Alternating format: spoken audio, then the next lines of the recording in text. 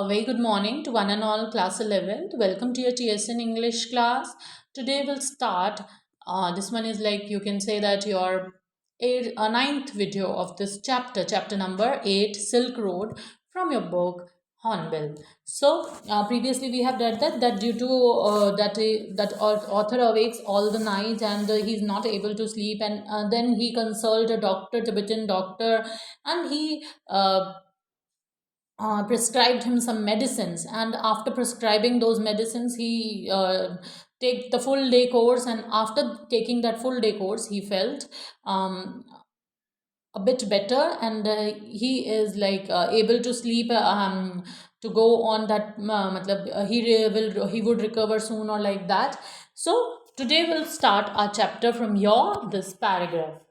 Once, on page number 80, once he saw that I was going to live, Zetan left me to return to Lhasa. So जब जैतन ने ये देखा कि अब जो है कौन बेटर है, यानी when he saw that I was going to live, जब जैतन ने ये देखा कि ठीक है अब इसे कुछ नहीं होने वाला है, इज परफेक्टली फाइन, जो ऑथर है वो परफेक्टली फाइन है और वो बिल्कुल सही स्टेज पे है, जैतन left me to return to Lhasa, जैतन ने उसे वहीं छोड़ दिया और जैतन वापस लासा चला गया. As a Buddhist he told me he knew that it didn't really matter if I passed away. और जैतन ने उसे ये भी बोला कि क्योंकि जैतन एक बुद्धिस्ट था, तो जैतन टोल्ड हिम दैट मुझे पता है कि तुम कौन हो. He knew that it didn't really matter if I passed away, कि अगर वो इस यात्रा के दौरान पास्ड अवे क्या मीन्स मर भी जाता है, if he dead during that यात्रा ऑफ कोरा और माउंट कैलाश, सो किसी को कोई फर्क नहीं पड़ने वाला. But he thought it would be bad for business.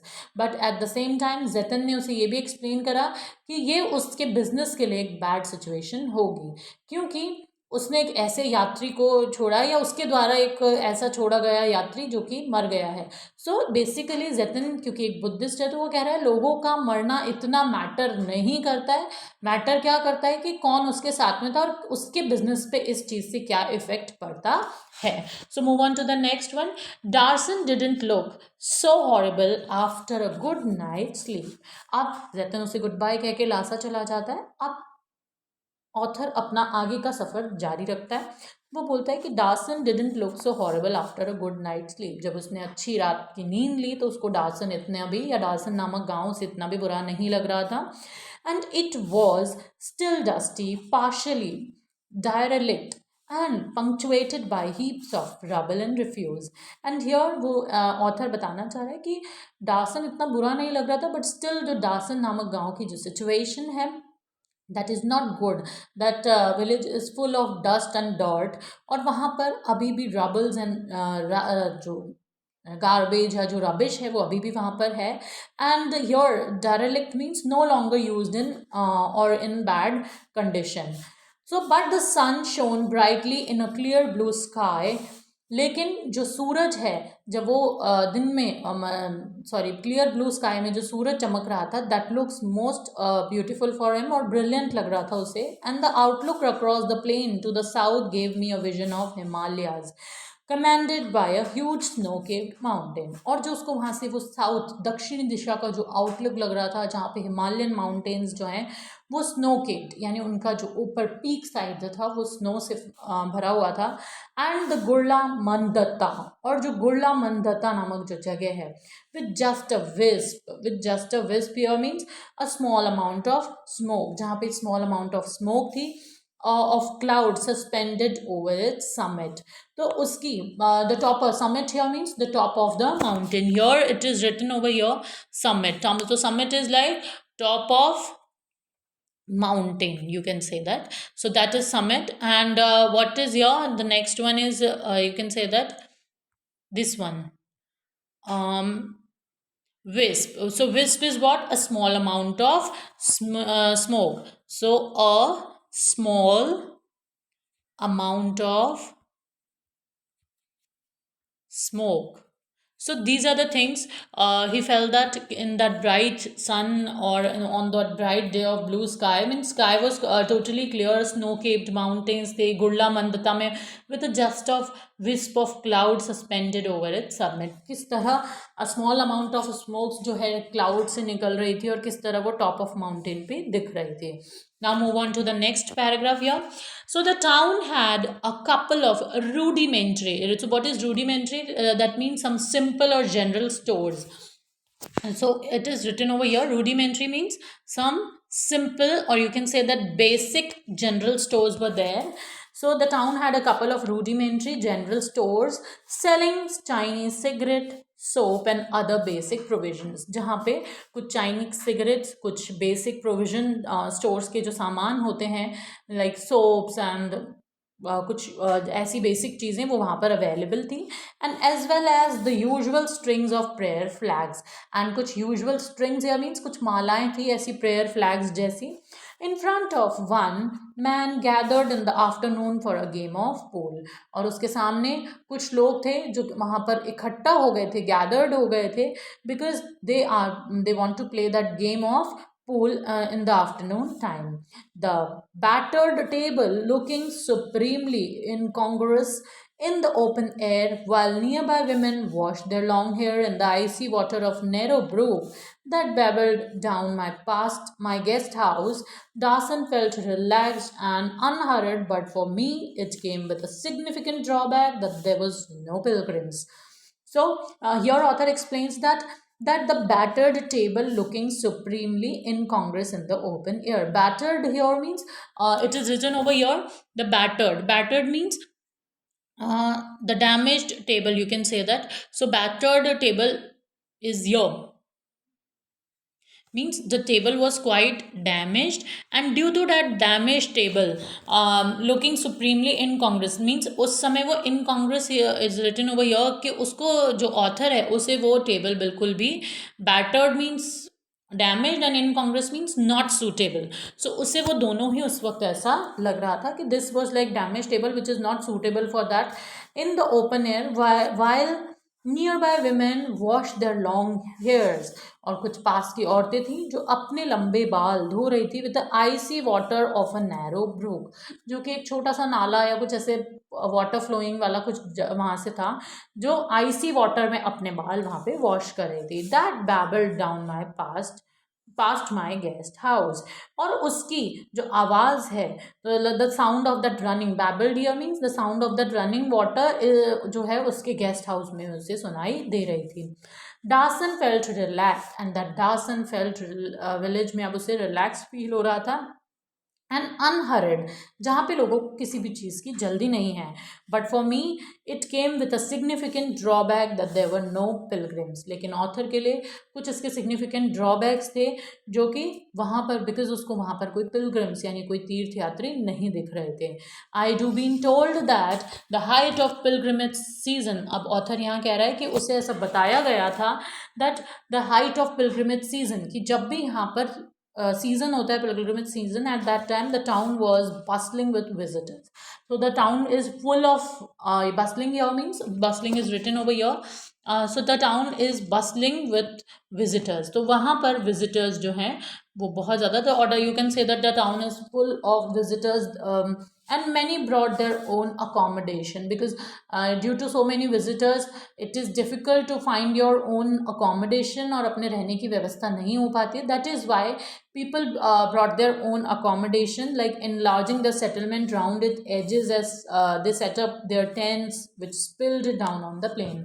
और लोग अपने खुद के टेंट्स वगैरह ले आते हैं ताकि वो लोग वहाँ पर टेंट बिछाकर खुद का अकोमोडेशन खुद ही बना लेते हैं. And I do time with my arrival for beginning the season. अब ऑथर को ऐसा लगा कि उसने, so he set his particular time of like coming year in दार्सन, और उसने भी अपना टाइम ऐसे सेट करा था ताकि वो इस बिगिनिंग सीजन में आए. But it seemed I was too early. But author को ऐसा लग रहा था शायद वो उस पर्टिकुलर पिलग्रिमेज सीजन स्टार्ट होने से पहले कुछ ज़्यादा ही जल्दी आ गया. दैट इज़ वाई उसे वहाँ भीड़ या ज़्यादा लोग नहीं मिल रहे हैं. So, move on to the next paragraph.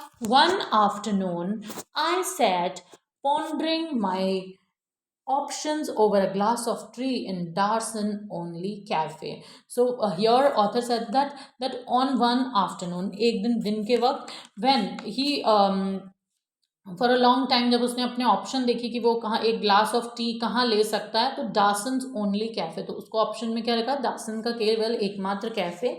After a little consideration I concluded there were severely limited sources. और उसने थोड़ा सोचने के बाद, थोड़ा कंक्लूड करने के बाद, या थोड़ा अपने आप को थोड़ा टाइम दिया और ये सब सोचने के बाद उसने देखा that there were severely limited, कि यहाँ पर बहुत लिमिटेड कैफ़ेज़ हैं या ऐसे सोर्सेज हैं जहाँ पर वो चाय ले सकता है. Clearly I had not made much progress with my self help program on positive thinking. अब वो कह रहा है कि ऑथर ने clearly I hadn't made much progress, अब वो ज़्यादा प्रोग्रेस नहीं कर पाया था अपने सेल्फ हेल्प प्रोग्राम के लिए, या खुद को कि किस तरह वो पॉजिटिव. सो उसके पास केवल सेल्फ हेल्प के लिए, जब आप अकेले होते हैं, आपकी कोई हेल्प के लिए नहीं होता, तो there is only one help for you, that is positive thinking. और you have to be optimistic. Positivity is like optimistic. जब आप होते हो at that time, you have to be optimistic, positive, तभी आप अकेलेपन को ईजीली आप हैंडल कर पाते हैं. So, in my defense, so here author said that in my defense, I hadn't been easy with all my sleeping difficulty. उसने अपने defense में ये कहा कि it hadn't been easy with all my sleeping difficulty, but however, I looked at it, I could only wait. तो वो कह रहा है कि इन सब स्लीपिंग डिफ़िकल्टीज़ के बाद भी उसे इतना बुरा नहीं लग रहा है, but however I looked at it, I could only wait. जब भी मैं उधर देखता हूँ तो मुझे लगता है सिर्फ वेट करना चाहिए. The pilgrimage trail was well trodden. अभी तक तो उसकी पिलग्रिमेज की यात्रा जो है वो वेल ट्रोडन मतलब ठीक तरीके से चलती आई है. But I didn't fancy doing it alone. लेकिन उसने कभी ये नहीं सोचा था कि उसको जो ये यात्रा है वो अकेले ही करनी पड़ेगी, या आगे का जो यात्रा का प्रोसेस है, दैट पिलग्रिमेज प्रोसेस, उसमें उसे आगे ही चलना पड़ेगा. The kora was seasonal because parts of route were liable to blockage by snow. जो कोरा की यात्रा है वो टोटली सीजन्स पे डिपेंड करती है और सीजनल है, बिकॉज यहाँ पे बहुत सारे रूट्स पर स्नो से ब्लॉकेजेस हैं. I had no idea whether और not the snow had clear. उसे कोई आइडिया नहीं था कि कब ये स्नो जो है क्लियर होगी. But I wasn't encourage by chunks of dirty ice that still clung to the bank of डार्सन ब्रोक. अब वो कह रहा है लेकिन मैं फिर भी इन चीज़ों से बिल्कुल उसे अच्छा नहीं लग रहा जब जो उस डार्सन के जो वो जगह है, जब रिवर के बैंक पे कुछ चंक्स ऑफ डर्टी आइस जो हैं वो पड़े हुए हैं. एंड सिंस जेतन had left I hadn't come across anyone in Darson. और जब से जैतन उसको छोड़कर गया, देयर वाज नोबडी जिससे वो डार्सन में बात कर पाए with enough English, because after all the author of a chapter that is Nick Middleton, he is a English man, और उसके पास ऐसा कोई नहीं है जिससे वो इंग्लिश में कॉन्वर्स कर पाए. एंड दिस प्लेस दैट डार्सन, there are some people who is having their own, you can say that local language. So to answer the even the most basic question, उसके बेसिक क्वेश्चन का answer करने के लिए भी उसके पास अभी कोई ऐसा नहीं है, बिकॉज डार्सन में जेतन उसे अकेला छोड़ गया था. तो एनी वन इन डार्सन विथ इनफ इंग्लिश, और वो डार्सन में ऐसे किसी आदमी को नहीं जानता था जिसे उस तरीके की इंग्लिश आती है, so that he can converse with him और her. So here in this paragraph और all those paragraph, or in this video we have read that the author sat alone in the cafe and over a glass of tea he thought about his future plans. वो अपने future plans के बारे में सोचता है. And no, he never thought that he would alone on such a difficult pilgrimage, कि वो उसने कभी नहीं सोचा था कि इस तरीके की difficult pilgrimage यात्रा पे वो कभी अकेला होगा. So here the writer knows that the part of route were liable to blockage by snow, और उसे ये भी पता था कि इस रोड पर उसे स्नो ब्लॉकेजेस मिलेंगे. एंड उसे ये भी नहीं पता था कि ये स्नो ब्लॉकेजेस कब क्लियर होंगे. And nobody in the town of डार्सन न्यू इनफ न्यू इंग्लिश, और उसके इस टाउन ऑफ डार्सन में कोई ऐसा नहीं था जिसे इतनी सही इंग्लिश आती हो, so that he can answer those basic question. So students, will continue the next part of our chapter in our next video. Till then stay safe and keep reading और keep studying. Okay, thank you all.